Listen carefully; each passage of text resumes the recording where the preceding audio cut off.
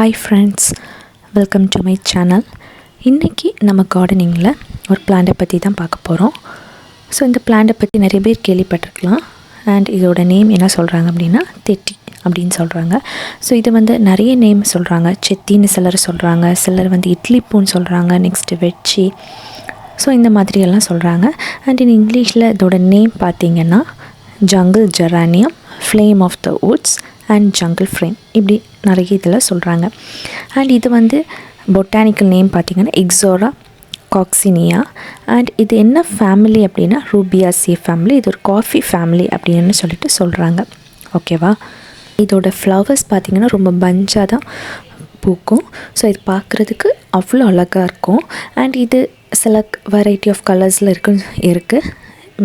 Red, yellow, white, orange, இந்த மாதிரியான கலர்ஸ்லாம் அவைலபிளாக இருக்குது. ஸோ இது மெடிசினல் யூஸஸ்க்கும் யூஸ் பண்ணுறாங்க அப்படின்னு சொல்கிறாங்க. லைக் ஃபீவர், டயரியா, இந்த மாதிரி டிசீஸ்க்கெல்லாம் இது யூஸ் பண்ணுறாங்க. இந்த செத்தி இது ஒரு எவர் க்ரீன் ஷ்ரப். ஓகேவா? ஸோ இது ஹைட் நார்மலி காமனாக எவ்வளோ இருக்கும் அப்படின்னா 4 to 6 feet இருக்குன்னு சொல்கிறாங்க. ஸோ இது 2 types ஆஃப் வெரைட்டி இருக்குன்னு சொல்கிறாங்க. லார்ஜ் அண்டு டார்ஃப் அப்படின்னு சொல்கிறாங்க. ஸோ லார்ஜ்னால் கொஞ்சம் பெருசாக வளரும். ஸோ இப்போ நீங்கள் பார்க்குற இந்த வீடியோவில் பார்க்குற இந்த பிளான்ட் டார்ஃப் வெரைட்டி, ஒரு மினியேச்சர் வெரைட்டி தான். ஸோ நான் பாட்டில் வச்சு தான் வளர்த்துக்கிறேன். ஓகேவா? ஸோ நீங்கள் கீழே வைக்க இடம் இல்லை அப்படின்னாலும் நீங்கள் பாட்டில் வச்சு அழகாக ப்ரூன் பண்ணி விட்டிங்கன்னா அது அவ்வளோ புஷ்ஷாக ரொம்ப அழகாக இருக்கும் பார்க்குறதுக்கு. அண்டு நீங்கள் இதை ப்ரூன் பண்ணுறது எப்படின்னா, நீங்கள் ஒவ்வொரு ஃப்ளவரும் வந்ததுக்கப்புறம், இது ஃப்ளவரிங் ஆனதுக்கப்புறம் அந்த ஃப்ளவர் என்ன பண்ணணும்னா, ரொம்ப ஃப்ளவர் ரொம்ப காஞ்சி போனதுக்கப்புறம் நீங்கள் கட் பண்ணி விடணும். ஸோ அப்படியே விட்டுறக்கூடாது. ஸோ நீங்கள் கட் பண்ணி விட்டீங்க அப்படின்னா அதுலேருந்து புதிய புதிய தளரை நம்ம பார்க்கலாம். ஸோ புதிய புதிய தளர் வர வர என்னாகும் அப்படின்னா அதுலேருந்து புதிய ஃப்ளவர்ஸ் நிறைய வரும். ஓகேவா? இதுக்கு சன்லைட் கண்டிப்பாக தேவை தான். ஸோ எவ்வளோ தேவை அப்படின்னு பார்த்திங்கன்னா, கண்டிப்பாக இது பிரைட் சன்லைட் வேணும். நமக்கு இன்டெரக்டில் வச்சாலாம் வராது. ஸோ சில டைமில் நீங்கள் நிறைய ஃபர்டிலைசர்ஸ் கொடுக்கலாம், பட் ஃப்ளவரிங் வரல அப்படின்னு யோசிப்பீங்க. மேபி சன்லைட் இல்லாமல் இருந்தால் கூட கண்டிப்பாக அது பூக்களே வராது. ஸோ நீங்கள் நல்ல சன்லைட்டில் நீங்கள் வளம் கொடுக்கணும். அண்ட் சன்லைட்டில் வச்சிங்கன்னா உங்களுக்கு அழகான ஃப்ளவர்ஸ் நிறைய வரும். நெக்ஸ்ட்டு இதை நீங்கள் ஃபர்டிலைசர்ஸ் ஆர்கானிக் கொடுக்கலாம், இல்லைனா இன்ஆர்கானிக் கொடுக்கலாம்.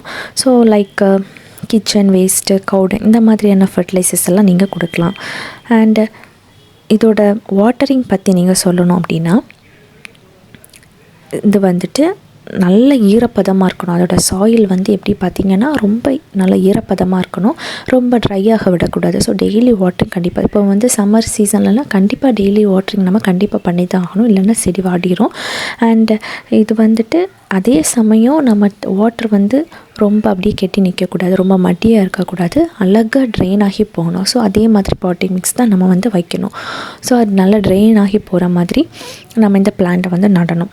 ஓகேவா? ஸோ யூஸ்வலாக இந்த plant through out the year இது பூக்கிற ஒரு பிளான்ட் தான் இந்த பிளான்ட். ஸோ நீங்கள் இந்த பிளான்ட் ஈஸியாக வளர்த்துக்கலாம் வீட்டில்.